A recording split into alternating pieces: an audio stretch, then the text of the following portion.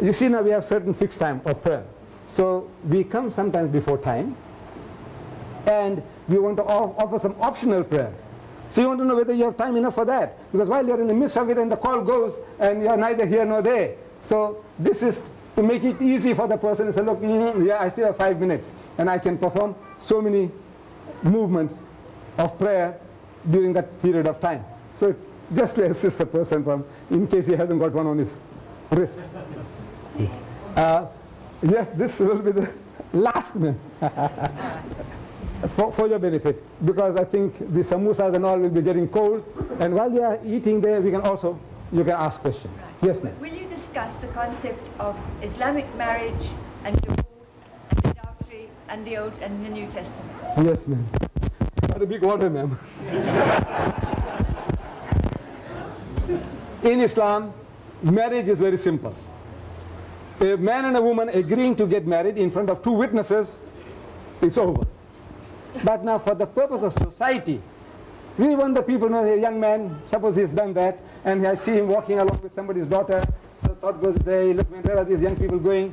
You know, they're up to mischief. So for that reason, we try and make it as, you know, make a big noise in the mosque. So look, so-and-so son is going to marry so-and-so's daughter, and on a Saturday evening, let everybody come along and witness it for that purpose. But the requirements are, a man and a woman agreeing to marry in front of 2 witnesses, it's all over. Divorce also in Islam is allowed. See, in the time of Jesus, see, Jesus took away the privilege. But the Jews had a law of divorce. Before Jesus, they had. Before Moses, they had a law of divorce. And their law was, if a man got angry with his wife, he could tell her, I divorce you, and go. And they were doing that. You see, the Jews did that. They got rid of the woman, and then afterwards the man changes his mind. You know, he says, man, this woman used to work like a donkey, you know, free of charge. Let me bring her back. So he goes back to the father-in-law's house, tells his ex-wife, he says, come on, back home. So what for? So what do you mean, what for? So look, you divorced me. He said, no, I sent you for a little holiday, and now you come, catches her by the hair and brings her back. So Moses, seeing that abuse, he evolved the law.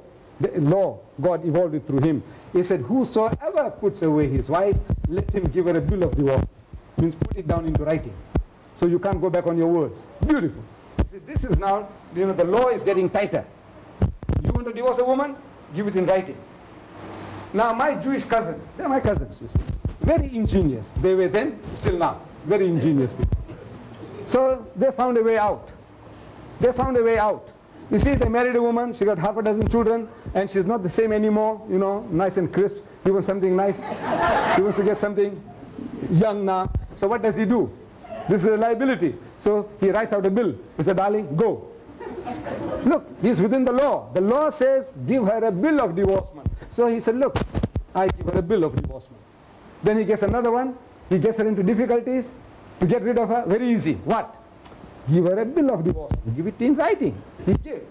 Now Jesus Christ, another spiritual physician among the Jews, he sees this abuse and he tightens that. He says, look, except for fornication, no divorce. He takes away the privilege.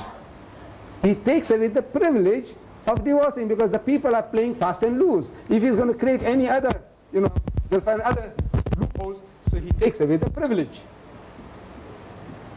So this is the evolution taking place. But now, we said Jesus Christ didn't have the time or the opportunity to give you a remedy for all your sicknesses. So he said, I have yet many things to say, and there is somebody coming after me who will guide you into all truth. And we Muslims, we say that that spirit of truth is Muhammad, and has guided mankind that if you want to divorce, there is a chapter in this book. There's a chapter, whole chapter is dedicated to divorce. How to go about. You don't have to go and wash your dirty linen in public. You know, as the Westerner does. He hires private detectives to spy on his wife, takes some compromising pictures, and he takes them to court and he says, you see this woman? You don't have to do that. There is a system laid out in this book how to divorce, if you must. But in Islam it's allowed, and the Holy Prophet Muhammad said that one thing that is lawful in the sight of God, divorce, is the most hateful. It's lawful but most hateful. When a man divorces his wife, he says the heavens and the earth, they shudder. Metaphorically, they shake. Such a horrible thing. But if it comes to part nicely, there is a way. part nicely, give her some gifts, and say, darling, you go find a better husband, I'll find a better wife. So now, please go and enjoy yourself. And before leaving, each householder, please take one. If there are two different families living in one house, you can take two.